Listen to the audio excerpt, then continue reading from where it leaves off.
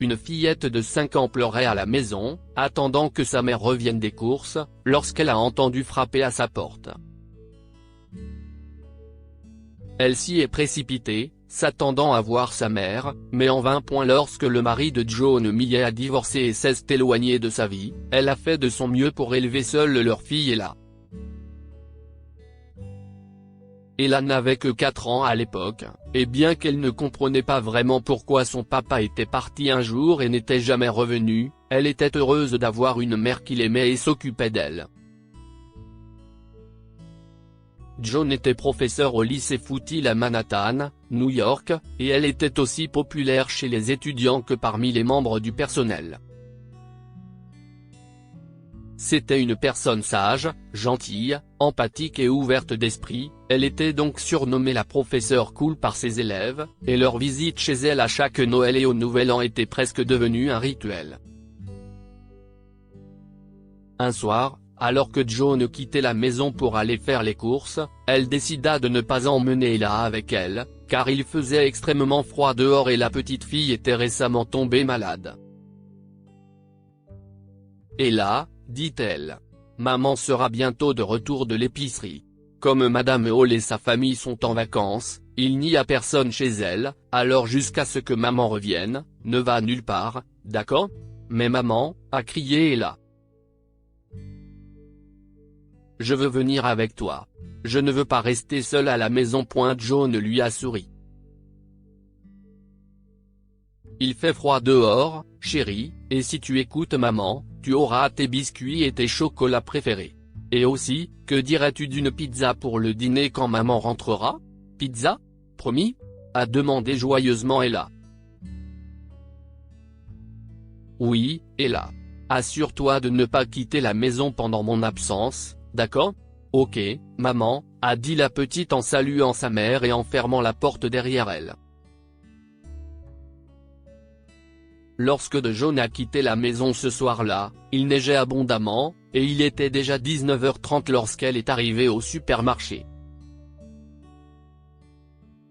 Il lui a fallu encore 30 minutes pour finir ses courses, et lorsqu'elle est retournée à sa voiture pour rentrer chez elle, les infos ont soudainement annoncé qu'une tempête de neige s'abattait sur leur maison. John, inquiète qu'Ella soit seule à la maison, ne sait plus quoi faire.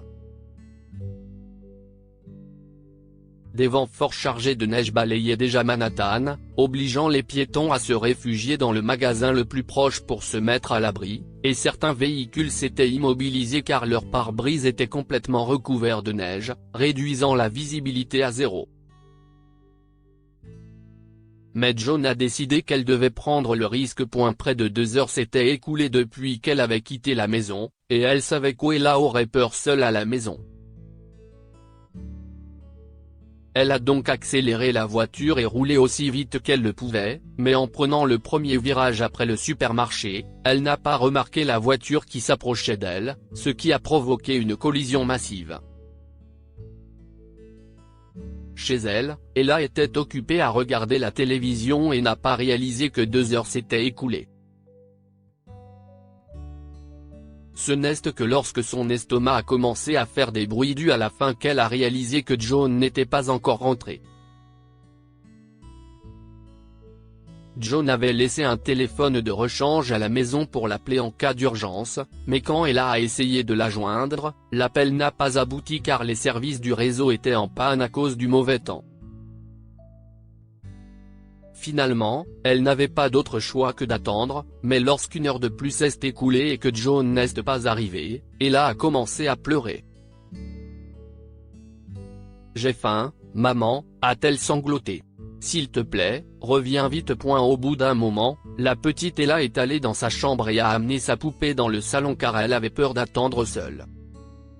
« Lily », dit-elle doucement à la poupée, des larmes coulant sur ses joues. Maman ne rentre pas à la maison. J'ai peur. Soudain, on a frappé à la porte. Ella a essuyé ses larmes et a couru vers la porte, sautant de joie. « Maman, tu es de retour !» Mais quand elle a ouvert la porte, elle était déconcertée. « Salut, Ella. Je suis Catherine. Je peux entrer ? Une jeune fille s'est présentée. Je suis désolé, mais maman n'est pas à la maison, a répondu Ella. Elle m'a dit de ne pas parler aux inconnus. Je ne peux pas te laisser entrer. La jeune fille s'est assise sur ses genoux pour faire face à Ella et a dit, ta maman est à l'hôpital, Ella. Elle n'a pas pu rentrer à la maison à temps, alors elle m'a envoyé. Je suis une de ses élèves. Catherine a montré à Ella une photo qu'elle avait prise avec John un jour à l'école. Mais maman. Ella a froncé les sourcils. Qu'est-il arrivé à maman? Elle est malade? Et si on mangeait quelque chose d'abord et qu'on parlait ensuite? J'ai une délicieuse pizza pour le dîner. D'accord, répondit la petite fille, et Catherine l'a suivie à l'intérieur. Elle fit asseoir Ella à la table du dîner et disposa des assiettes pour elles deux. Je ne veux rien du tout. Je veux que maman revienne. Est-ce que maman ira bien? Demanda Ella avec une expression endeuillée tandis que Catherine lui servait une part de pizza. Oui, Ella, dit Catherine. Les médecins s'occupent d'elle, et demain matin nous pourrons aller la voir. Mais ta maman ne sera-t-elle pas triste si tu n'as pas l'air en bonne santé et heureuse? Et les enfants ne doivent jamais sauter de repas. Finis vite ton dîner, comme ça tu pourras te coucher tôt et te réveiller à l'heure pour voir maman, d'accord? Les lèvres d'Ella s'inclinèrent en un sourire, et elle tendit la main vers la part de pizza. Tu peux me lire une histoire avant de dormir? Bien sûr, Ella. Ce soir-là, après avoir donné à manger à Ella, Catherine l'a aidé à enfiler une chemise de nuit et lui a lu une histoire tirée de son livre de contes. Le lendemain matin, quand Ella rendit visite à John à l'hôpital, elle ne put s'empêcher de parler de Catherine. Maman, Catherine s'est occupée de moi tout comme toi. Elle peut rester avec nous? Elle me lisait aussi des histoires. John et Catherine ont éclaté de rire. Alors, as-tu remercié Catherine de s'être occupée de toi quand je n'étais pas à la maison, Ella? Demande John. Oh, non. J'ai oublié. Merci, dit Ella à Catherine avec un sourire. Ce n'est pas grave, Ella, dit Catherine. Au fait, je vais passer encore un peu de temps avec toi jusqu'à ce que ta mère se rétablisse. Les médecins ont dit qu'elle devrait rester à l'hôpital pendant un certain temps. Vraiment? Maintenant, peux-tu s'il te plaît attendre dehors pendant un moment, Ella? Je dois parler de quelque chose à Catherine, a dit John. Ella lui a obéi comme une sage-fille et est sortie de la pièce. John se tourna vers Catherine et lui fit signe de s'asseoir à côté d'elle. Merci d'avoir si bien pris soin d'Ella, Catherine, a-t-elle dit en lui tenant les mains. Heureusement, j'avais un agenda dans mon sac à main avec votre numéro de téléphone inscrit dans la rubrique des contacts d'urgence, car vous habitez près de chez moi. Les flics ont donc pu trouver facilement un numéro à contacter, et ils vous ont appelé après que j'ai été transporté d'urgence à l'hôpital avec l'aide d'un passant. Ils sont partis il y a un moment, et je crois qu'après m'être rétabli, je vais devoir les rencontrer et remplir quelques formalités car je suis responsable de l'accident. S'il vous plaît, prenez soin d'Ella jusque-là. Si est bon, Madame Millet. Je n'ai aucun problème à prendre soin d'Ella. Si est une fille très gentille. Mais s'il vous plaît, ne manquez pas les cours à cause de moi. Je vais dire à l'instituteur d'Ella d'organiser le bus scolaire pour elle pendant quelques jours, et après ton retour des cours, tu pourras rester avec elle. Bien sûr, Madame Millet. Prenez soin de vous et rétablissez-vous vite. Après avoir quitté l'hôpital, Catherine a déposé Ella à son école, puis est allée à ses cours. Après son retour, elle a passé du temps avec Ella, l'aidant à faire ses devoirs, préparant des biscuits avec elle et lui lisant des histoires le soir. Presque 2 semaines se sont écoulées ainsi. Lorsque Joan est rentrée chez elle, elle utilisait encore des béquilles, alors Catherine l'aidait dans la maison. Un jour, Todd, le père de Catherine, est venu voir de Joan après que Catherine l'a informé que son professeur était malade.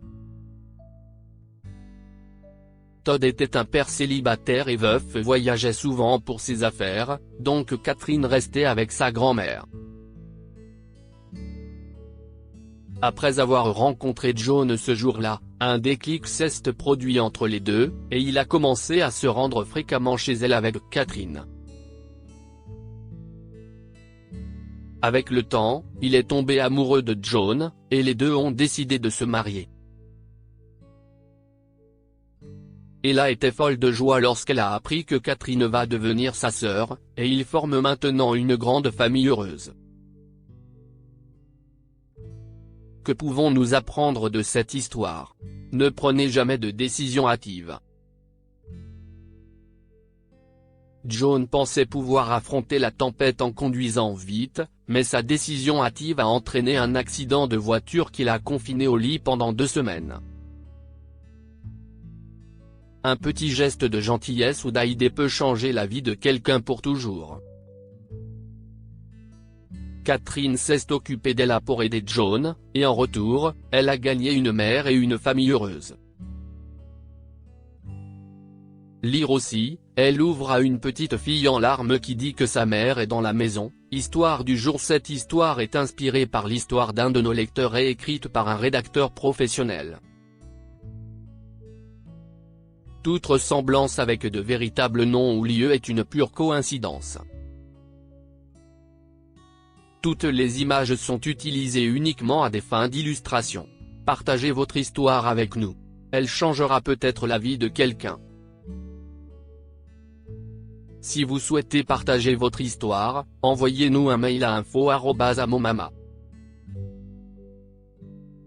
Abonnez-vous à Amomama sur Google News.